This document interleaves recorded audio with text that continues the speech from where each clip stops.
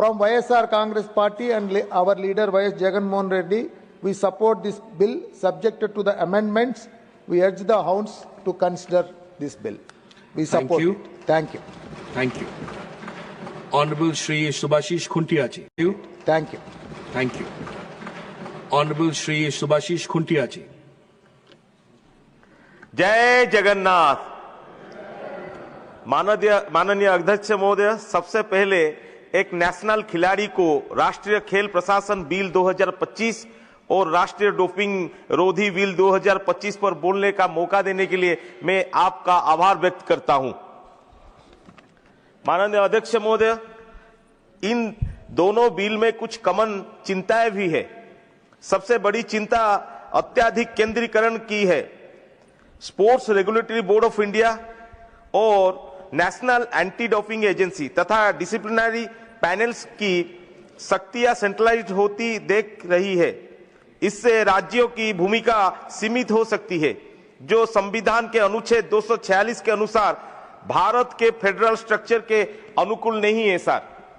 दूसरी चिंता खेल संघों के ऑटोनॉमी को लेकर है सर। यदि बिल्स में अत्यधिक सरकारी हस्तक्षेप की गुंजाइश रह गई तो सिलेक्शन, ट्रेनिंग और मैनेजमेंट में राजनीतिक प्रभाव की आशंका बढ़ सकती है सर। डोपिंग रोधी पैनल्स की नियुक्ति में यदि केंद्र सरकार की सीधी भूमिका होगी तो उनकी निष्पक्षता और स्वतंत्र निर्णय क्षमता पर भी सवाल उठ सकती है सर।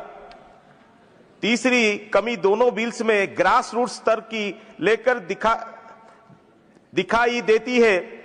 खेल प्रशासन विधेयक में जिला और ब्लॉक स्तर पर स्पोर्ट्स एक्सीलेंस सेंटर स्थापित करने, स्थानीय खेल इंफ्रास्ट्रक्चर को मजबूत करने तथा आदिवासी और ग्रामीण प्रतिभाओं को आगे बढ़ाने के लिए कोई ठोस रूपरेख नहीं है।